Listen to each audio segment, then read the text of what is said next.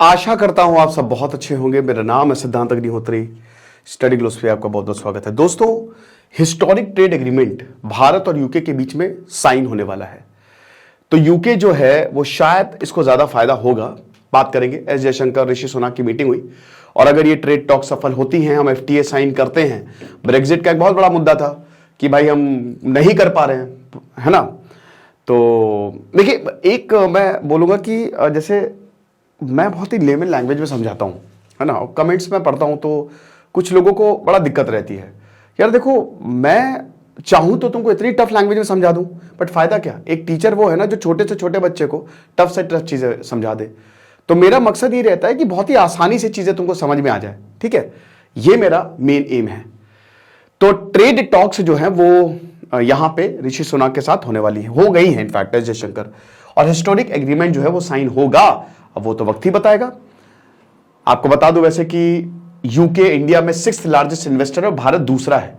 Trading partner की बात करें तो यूके पीछे आता है, 19वां है, बट फिर भी है। तो भाई कॉमनवेल्थ है हम, आपको पता ना कि कॉमनवेल्थ कंट्रीज में इंडिया आता है और यही कॉमनवेल्थ कंट्रीज क्रिकेट खेलती हैं। अरे क्रिकेट, भगवान, क्रिकेट का नाम ना लो कोई।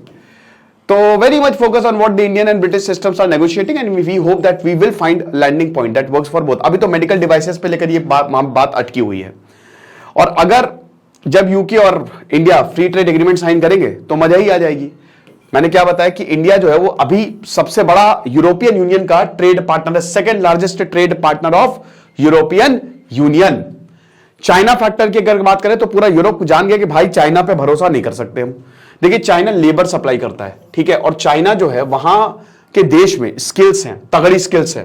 चाइना ने टेक पे, अब देखो वो भूल जाओ कि अमेरिका कहता है कि अरे गली गली में शोर है, चाइना भैया चोर है। वो भूल जाओ कि चाइना कहां से अपने लोगों को भेजता है, कहां से टेक्नोलॉजी लेके आता है। भाई वो एंड जस्टिफाई द मीन्स, ठीक है, but here and don't justify the means, only and matters. तो भाई आपको नहीं फर्क पड़ता कि आप कौन से रास्ते से गए, इट जस्ट दैट कि आपको मिले ना पैसे। ये अगर बात करें तो क्या फर्क भाई, वो नॉलेज है, नॉलेज ले रहे हैं, वो अपने देश में आ रहे हैं और वहीं पे तो स्किल तगड़ी है। चाइना ने भले ही दुनिया भर के लिए प्रॉब्लम क्रिएट की हो, लेकिन कंपनीज के लिए कहता है हमारे यहां जाओ, टैक्स में तुमको छूट, सब कुछ। भारत को ये करना है, भारत को ये करना चाहिए। अगर भारत ऐसा नहीं करेगा तो कैसे इन्वेस्टमेंट आएगा यहां पे। तो सप्लाई चेन जो आई है, उसके बाद फिर रिस्क जो है चाइना के डिपेंडेंस के ऊपर, और चाइना +1 पॉलिसी, क्या बात है। जो हमने बोला कि भाई चाइना को हटा के हमको कोई ना कोई एक ऐसा देश चाहिए जो बहुत ज्यादा जरूरी हो। आरसीईपी आया, भारत विड्रॉ कर गया। आरसीईपी पूरा किसके फेवर में था? न्यूजीलैंड या डेयरी कंट्रीज जो हैं जिनमें बहुत अच्छा डेयरिंग फार्मिंग सेक्टर है, चाइना के फेवर में था, हटा दिया कि नहीं नहीं भाई, हम आरसीईपी से, ये एक बहुत बड़ा ट्रेड एग्रीमेंट होने वाला था, पर भारत जो है वो विड्रॉ कर गया। और आपको बता दूं कि चाइना ही इसको डोमिनेट कर रहा था, तो इसीलिए भारत का ये बहुत अच्छा डिसीजन था, ठीक है। यूके, ऑस्ट्रेलिया, यूरोपियन यूनियन और अभी कनाडा जो है वो भी कहता है कि भाई चाइना दूर ही रहे तो ज्यादा अच्छा। आपको पता है ना चाइना की पॉलिसी कैसी है, मुझे बताने की जरूरत तो है नहीं। ये देख सकते हैं आरसीपी में ये सब के सब थे, लेकिन मेन जो है 16 लोगों की जो वो, अब देखिए मेन चाइना था। अब भारत को क्या डर था कि डंप करेगा, मतलब भारत एक बहुत बड़ा मार्केट है। न्यूजीलैंड हो गए, ऑस्ट्रेलिया हो गए, चाइना हो गए, ये सब अपना सामान, स्पेशली जो डेयरी प्रोडक्ट्स, जैसे हम डेयरी सेक्टर में सबसे आगे हैं, है ना। पूरी दुनिया में मिल्क रेवोल्यूशन जो है वो हमने पूरी तरीके से हमने दूध के उत्पाद को बदल के रख दिया और सारे डेयरी प्रोडक्ट्स यहां पे डंप कर देंगे, तो हमारा मार्केट है ना वो खत्म होगा। और ऐसे बहुत सारे प्रोडक्ट्स के लिए था कि जहां पे भारत का बना बनाया मार्केट है, ये देश ले जाएंगे उस मार्केट को चुरा के। तो हम क्यों करेंगे? भारत विड्रॉ कर दिया। हम थोड़ी ना free trade agreement, free trade मतलब देखिए अभी क्या है कि मान लीजिए कि जैसे चाइना के पास या न्यूजीलैंड के पास बहुत सारे डेयरी प्रोडक्ट्स हैं। अब देखिए क्या होता है, जब कोई बहुत बड़ा होता है ना तो सस्ते में वो निकाल देता है। अब जियो का एग्जांपल लो, भाई मुकेश अंबानी को कोई हिला नहीं सकता, वो फ्री में ले आए, वो सब चीजें फ्री में ला रहे हैं, मार्केट खत्म कर रहे हैं, और जब आ जाएगी तो धीमे धीमे प्राइस बढ़ाएंगे। जियो के साथ उन्होंने, जियो ऐसे ही तो फेमस हुआ, अभी जियो सिनेमा उन्होंने निकाला, वो भी फ्री में। तो एक बार मार्केट खत्म तो खेल खत्म। तो यहां पे न्यूजीलैंड या बाकी के डेयरी सेक्टर जो वो यहां पे आएंगे कम में, क्योंकि देखिए टैक्स तो लगना नहीं है। तो इसीलिए भारत, मतलब क्या पूरी दुनिया प्रोटेक्शनिज्म की तरफ जाती है, एंटी डंपिंग ड्यूटीज लगाई जाती है कि इतना टैक्स लगाते हो कि इसका अल्टीमेट, इससे हमको भी फायदा है और इसका प्राइस भी ऊपर बढ़ जाए। लेकिन फ्री ट्रेड में ऐसा कोई टैक्स नहीं होता, कोई डंपिंग ड्यूटी नहीं होती, कोई टैरिफ नहीं होते, तड़ातड़ भेजते जाओ। आसियान की अगर बात करें तो ये सारे के सारे देश है, ठीक है, इनमें फ्री ट्रेड एग्रीमेंट है। और अगर ये ट्रांस पैसिफिक पार्टनरशिप की बात करें तो ये सारे के सारे देश है। तो ये प्रोपोज्ड है कि एक रीजनल फ्री ट्रेड एग्रीमेंट हमारा होना चाहिए, और आरसीईपी में आप इन सबको मिला लीजिए। लेकिन अभी तक हमने फ्री ट्रेड एग्रीमेंट बहुत ही कम देशों के साथ, हमने उन्हीं देशों के साथ किया जिनसे हमके संबंध बहुत अच्छे हैं, ठीक है ना। तो ये चीज है। अब यहां पे ब्रेग्जिट, देखिए यूरोपियन यूनियन से भारत ट्रेड करता था, और यूरोपियन यूनियन का पार्ट था कौन? ब्रिटेन, है ना। अभी पिछले के पिछले साल तक तो था ही, हट गया 2021। भाई देखो, इसी ब्रेग्जिट की वजह से 4 सरकार आई गई, मतलब 4 प्रधानमंत्री आए गए, टोनी ब्लेयर से लेकर वो लास्ट कौन थी लेडी, मैं भूल गया नाम, उनका नाम ही भूल गया, ठीक है। सब के सब आए निकले। अभी ऋषि सुनाक के ऊपर भी गाज, लेकिन ऋषि सुनाक ने बहुत बढ़िया संभाला है। तो यही ब्रेग्जिट की वजह से, ब्रेग्जिट होगा नहीं होगा, क्योंकि ब्रिटेन चाहता है हम एग्जिट कर ले। देखिए ब्रिटेन में 2 पार्टी हैं, ठीक है, एक तो लेबर पार्टी और एक कंजर्वेटिव पार्टी है। लेबर पार्टी लिबरल पार्टी है, ठीक है। कंजर्वेटिव पार्टी कंजर्वेटिव, आपको राइटेस्ट। भारत में जब जब लेबर पार्टी आई है, जब भारत ब्रिटिश की कॉलोनी था, तो आजादी की बात होती थी, और जब जब कंजर्वेटिव पार्टी आई है तो आजादी की बात ही नहीं होती थी। जितनी भी ब्रूटल क्रैकडाउन्स हुए ना, वो कंजर्वेटिव के समय हुए हैं। तो कंजर्वेटिव कहने ब्रेग्जिट ब्रेग्जिट करो, ब्रेग्जिट करो। अब कंजर्वेटिव जो है वो इस समय भी रूल कर रहे हैं, और 2025 में इलेक्शन होने वाले हैं। तो उन्होंने कहा कि भैया हम यूरोपियन यूनियन का हिस्सा है, हम किसी से बिजनेस तो कर नहीं पा रहे, हमको यूरोपियन यूनियन के रूल्स मानने हैं, उनके हिसाब से चलना है, उनकी टैक्सेशन पॉलिसी है। तो हमको अलग होना है यूरोपियन यूनियन से। हम नहीं चाहते हैं कि हम यूरोपियन यूनियन में रहें। अलग हो गई है। लेकिन दोस्तों, अलग होने के बावजूद क्या उखाड़ लिया तुमने? कुछ नहीं उखाड़ा। यूके जो है, ऐसा नहीं कि बहुत ज्यादा ट्रेडिंग में आगे बढ़ गया, कुछ नहीं हुआ। तो अब इंडिया एक बहुत ही बड़ा, दुनिया का सबसे बड़ा मार्केट है इंडिया, हमेशा सही रहा है भाई। सबसे बड़ी बात 140 करोड़ की जनता है, ठीक है। तो इनसिक्योरिटीज जो है अब बहुत ज्यादा लग रही है कि ब्रेग्जिट एक बहुत बड़ा रीजन है कि अभी यूके जो है वो परमिट्स नहीं देगा। देखिए, अब तुम फ्री ट्रेड एग्रीमेंट साइन करोगे तो बेटा भारत से भी लेबर फोर्स आएगी, सर्विस सेक्टर में आएगी, और ये एफटीए के अंडर आएगा। फ्री ट्रेड एग्रीमेंट जब भी होता है 2 देश बैठते हैं और बातचीत होती है कि किस पे फ्री ट्रेड करना है, ठीक है। लेबर पे करना है, आ जाओ। अब फ्री ट्रेड का मतलब यही है, फ्री में ट्रेड कर रहे हैं हम, कोई टैक्स नहीं लगेगा। कुछ बहुत इंपॉर्टेंट, जैसे अभी मेडिकल डिवाइसेस की बात है, तो अभी ब्रिटेन अड़ा हुआ है, तो उसमें प्रॉब्लम यह है कि भारत, मतलब कहने का मतलब यह है कि जो प्रोडक्ट बहुत अच्छे चल रहे हैं, हो सकता है उस पर फ्री ट्रेड ना हो, तो उसमें नाम होते कि इन प्रोडक्ट्स पे फ्री ट्रेड करेंगे हम, कोई टैक्स नहीं लगेगा, सब बढ़िया है। तो यहां पे वर्क परमिट्स की जहां तक बात आ रही है, तो भारतीय ऑलरेडी काम कर रहे हैं ब्रिटिश में, अब इसके जब एफटीए आएगा तो और काम करेंगे। तो अब यूके थोड़ा सा डरा हुआ है कि भाई 2025 में इलेक्शन होने वाला, और कंजर्वेटिव तो आपको पता ही है, किसी भी देश के कंजर्वेटिव जो है वो उनके देश के हित चाहते हैं, राष्ट्रवाद, मतलब अत्यंत राष्ट्रवाद। तो वो नहीं चाहेंगे कि ऐसा हो, क्योंकि आपको पता ही है कि जो साइज और पोटेंशियल है इंडियन मार्केट, लंदन, हर कोई लंदन की तरफ भागता है। भारत के जितने भी चोर हैं सब लंदन की तरफ भाग रहे हैं, नीरव मोदी से लेकर विजय वाले। क्यों?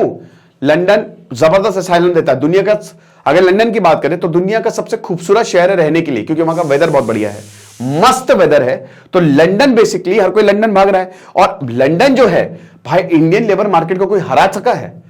इंडिया का स्किल जो है, जो स्पेशली जो क्रीमी लेयर है, वो सब भागते बाहर, वो कब्जा कर लेंगे लंदन पे। अब देख लो, ऋषि सुनाक हैं ब्रिटेन के पीएम। तो भारत को अच्छी बात है, लेकिन फिर भी दोस्तों आपको बता दूं कि लेबर इंटेंसिव सेक्टर जैसे अपैरल हो गया, जेम्स हो गया, ज्वेलरी हो गया, डिक्लाइन हो रहा है। हमको लग रहा है लेबर इंटेंसिव मार्केट बढ़िया काम करेगा वहां पे, बट डिक्लाइन है। यहां पे क्या कर सकते हैं? तो यहां हमको बहुत ज्यादा हो सकता है अपर हैंड ना मिले। और भारत के जो टेक्सटाइल एक्सपोर्ट्स हैं वो टैरिफ 10% तक यूके में है। टेक्सटाइल, कपड़े, हम भाई देखो भारत का कपड़ा, कपड़े की ही वजह से ब्रिटेन जो है भारत आया। Cotton cotton cotton, Indigo Indigo Indigo, यही बोलता था ना, चंपारण सत्याग्रह इंडिगो की वजह से हुआ। नील चाहिए था उनको कि भैया रंगेंगे कपड़े, रंगे पुते कपड़े जो है पहनाएंगे, लेकिन इंडिगो की खेती, बढ़िया क्वालिटी ऑफ इंडिगो कहां मिलता है? भारत में मिलता है। बांग्लादेश, जूट, सारी चीजें। तो अब जैसे यहां पे जो ट्रेड डील है, वो बांग्लादेश अभी इस समय टेक्सटाइल में सबसे आगे है। बांग्लादेश की इकोनॉमी टेक्सटाइल बेस्ड, आपको पता है पाकिस्तान की इकोनॉमी बहुत तगड़े से ऊपर जा रही थी 1965 तक। 1971 के बाद जैसे बांग्लादेश अलग हुआ, उनकी इकोनॉमी एकदम से नीचे आई। भारत में भी जो वेस्ट बंगाल, जो बंगाल था, जब तक बांग्लादेश रहा बहुत ऊपर गई, और वेस्ट बंगाल आज देख लीजिए क्या हालत है। तो बांग्लादेश का कपड़ा पूरी दुनिया में सबसे जबरदस्त कपड़ा है, जो यहां पे कॉटन है ना, मुस्लिन हो गया, भूल गया मैं, ठीक है। तो ये चीज है। तो ब्रिटिश पार्लियामेंट जो है उन्होंने रिपोर्ट में बोला भी था कि जीरो ड्यूटी अगर तुमने इंडियन टेक्सटाइल को दी तो बेटा लीस्ट डेवलप्ड कंट्री जैसे बांग्लादेश, ये डेवलप्ड कंट्री में नहीं आता है, ये अभी डेवलप नहीं है, अंडर डेवलप्ड कंट्री है, तो बांग्लादेश के प्रेशर आएगा। अभी बांग्लादेश के प्रोडक्ट जो है वो ब्रिटेन में बिकते हैं, इनके ऊपर प्रेशर है। खैर ये ब्रिटेन खाली पर्दा ढक रहा है, किसी दूसरे का सहारा लेके कह रहा है कि इंडियन जो प्रोडक्ट्स है उनको मत आने दो यहां पे। ओके, अब आप देख सकते हैं कि जो की एक्सपोर्ट्स है ना, यूके से भारत में क्या क्या आया है, 451 मिलियन यूरो मेटल आए हैं यूके से। हम 19वें, मतलब यूके हमारा 19th ट्रेडिंग पार्टनर है, ठीक है। फिर उसके बाद जो मशीन है वो 561 मिलियन डॉलर की आई है। जो नॉन फेरस, फेरस मतलब जिसमें आयरन नहीं है, उन मेटल्स की बात करें तो 834 मिलियन। बाकी बिजनेस की बात करें तो 765। इंटेलेक्चुअल प्रॉपर्टी बहुत ज्यादा, आप देख ही सकते हैं 800। और सबसे ज्यादा ट्रैवल, लोगों ने खूब घूमने गए हैं, खूब, कोई स्टूडेंट, कोई तो खूब ट्रैवल। तो एक तरीके से ये यूके भारत में एक्सपोर्ट करता है, ये ट्रैवलिंग एक्सपोर्ट ही तो एक तरीके का। पैसा तो किसके पास जाना है, यूके के पास ही जाना है। 6th लार्जेस्ट इकोनॉमी आपको पता ही है। अगर यूके की बात करें, पॉपुलेशन कितनी है, बहुत ही कम, बहुत ही कम, लगभग 6.5 करोड़ के आसपास, और 2.45 ट्रिलियन यूरो की जीडीपी है, ठीक है। और सर्विस की अगर बात करते हैं तो यूके की जो इकोनॉमी है सर्विसेज में भारत से बड़ी है। भारत की अगर बात करें तो यूके को पीछे छोड़ दिया है, 5th लार्जेस्ट इकोनॉमी है। पॉपुलेशन आपको पता है 140 करोड़ के आसपास है, 7.17 ट्रिलियन यूरो की हमारी जीडीपी है। और एग्रीकल्चर इंडस्ट्री, ये क्योंकि हम एग्री बेस्ड देश हैं, ठीक है, नदियां बहुत सारी हैं। जिस देश में, किसी भी देश की पॉलिटिक्स, उसकी इकोनॉमी पॉलिसी, सब उसकी ज्योग्राफी पे डिपेंड करती है, ठीक है ना। और हम क्या क्या यूके को बेचते हैं आप देख लीजिए, ठीक है। इसमें मशीनरी है 762 बिलियन यूरो की। क्लोथिंग आप देख सकते हैं सबसे ज्यादा, देखिए अब इनका सर्विस सेक्टर देखिए 1034, और हम क्लोथिंग देखिए 1118, और इसी पे ही हम चाह रहे हैं, ठीक है। तो अब ये हम बेच रहे हैं अच्छा खासा। रिफाइंड ऑयल की बात करें तो वो भी बहुत ज्यादा हम बेच रहे हैं यूके को। फाइनेंशियल की बात करें तो 116 मिलियन डॉलर। ट्रैवल, यूके से भी लोग यहां पे आते हैं, और बाकी बिजनेस सर्विसेज। तो एक तरीके से हम यूके के ऊपर भारी हैं, है ना, ये चीज है। फिर उसके बाद अगर जापान और आसियान देशों की बात करें तो उन्होंने बोला कि भाई देखो, अगर आप ड्यूटी को, अगर आप टैक्सेस को खत्म भी कर दो तो इसका मतलब ये नहीं कि एक्सपोर्ट बहुत बढ़िया होने लगेगा आपका, एकदम से एक्सपोर्ट ग्रोथ जो है वो बढ़ेगी। बाकी बहुत सारे जो इंडियन एक्सपोर्ट्स है यूके, वो ऑलरेडी जीरो टैरिफ पे है, क्योंकि भाई ऑलरेडी कॉमनवेल्थ रहा है हमारा, मतलब ब्रिटिश का। तो ब्रिटिश की अगर बात करें, जैसे कार, स्कॉच, विस्की, वाइन्स, इन पे 100 से 150% तक टैरिफ है। बहुत महंगी शराब मिलती है, मिलनी भी चाहिए। अब अगर आप इसमें रिड्यूस कर दोगे इन पे, तो इसमें और ज्यादा आप इंडियन मार्केट्स में घुस जाओगे।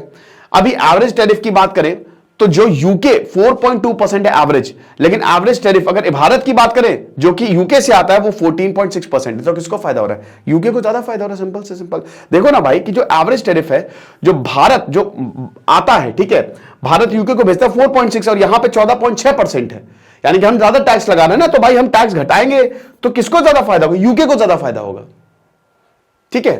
तो नॉन टैरिफ बैरियर्स आपको पता ही है कि अब जैसे भारत जो है वो एनटीपी को हटाने के लिए नेगोशिएट करेगा, ठीक है। और आपको पता है स्टैंडर्ड, रेगुलेशंस, टेस्टिंग, सर्टिफिकेशन, इन सबके फॉर्म में एनटीपी जो आता है, वेजिटेबल फूड एक्सपोर्ट जो है वो कई बार यूरोपियन इकोनॉमीज कहती है कि देखो वेजिटेबल फूड, हेल्थ पे हम कोई भी कॉम्प्रोमाइज नहीं करने वाले।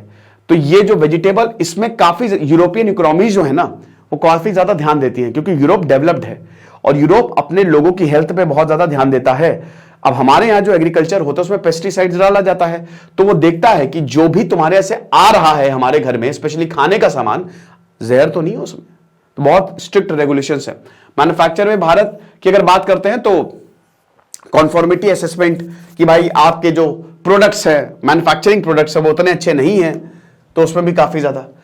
अब कार्बन टैक्स की बात करें, जैसे यूरोपियन यूनियन अब कार्बन टैक्स लगाने वाला है बहुत जल्द, तो यूके जो है, जो मेटल आएगा, मेटल स्पेशली देखिए, अगर आपने कोई भी मेटल छोड़िए, कार्बन निकाला तो उस पर भी टैक्स लगाएगा। आप हमको कार्बन बेच रहे हो ना, कार्बन से निकली हुई चीज, उस पर भी टैक्स लगाएंगे हम। तो ये जो European union style carbon border adjustment mechanism, जिसको CBAM बोला जाएगा, वो भारत को अच्छा खासा हर्ट करने वाला है। अगर मान लो टैरिफ भी, लेकिन फिर ये आने वाला है, अगले 2 साल में आ जाएगा ये, तो फिर भारत एक डेवलपिंग कंट्री है, भारत कार्बन एमिट करता है, जबरदस्त टैक्स लगेगा। जहां यहां से हटेगा उतना टैक्स CBAM में हो सकता है एडजस्ट हो जाए, मतलब आपने पैसा इधर से बचा इधर दे दिया। यूके का कार्बन टैक्स काफी ज्यादा हार्श हो सकता है, क्योंकि देखो उनको रशियन एनर्जी इंपोर्ट्स पे रशिया में वॉर चल रहा है और मैंने आपको बताया था कि पूरे यूरोप को रशिया जो है वो गैस देता है क्योंकि यूरोप ठंडा है, अभी सर्दियों में सुखड़ेंगे, लेकिन अब वॉर चल रहा है, सैंक्शंस लगे हुए हैं, तो ना चाहते हुए भी वो नहीं एक्सपोर्ट कर सकते। दिक्कत ये है। तो यूरोपियन की अगर बात करते हैं, ये देख सकते हैं कि सबसे पहले तो ट्रांजिशन पीरियड होगा। सीबीएम ऑब्लिगेशन जो है बस रिपोर्ट आपको करना है, ठीक है, कि किन किन गुड्स पे आप कार्बन एमिशन किन किन गुड्स पे ज्यादा हो रहा है और हमको तो नहीं भेज रहे हो। फिर ट्रांजिशन पीरियड 2026 में खत्म होगा, पेमेंट ऑब्लिगेशन स्टार्ट होगी, ठीक है। उसके बाद बाकी गुड्स कि किसमें सीबीएम को ऐड करना है, कितने टैक्स लगाने हैं, और फाइनली इंप्लीमेंटेशन 2030-2032 से होगा कि बेटा ये प्रोडक्ट जो है ना इसमें अच्छे खासे हम सीबीएम जो है वो लगाएंगे, इसके लिए बेटा तुम तैयार रहो। तो ये सारी बातें हैं अगर हम बात करते हैं फ्री ट्रेड एग्रीमेंट जो इंडिया और यूके का होने वाला है। बाकी देखेंगे जो है भाई अच्छी बात है, वैसे मैं तो चाहता हूं फ्री ट्रेड एग्रीमेंट हो, बाकी बातें बाद में होती रहेंगी, बट जरूरी है फ्री ट्रेड एग्रीमेंट होना। खुश रहिए, पढ़ते रहिए। जैसे सिद्धांत अग्निहोत्री साइनिंग ऑफ।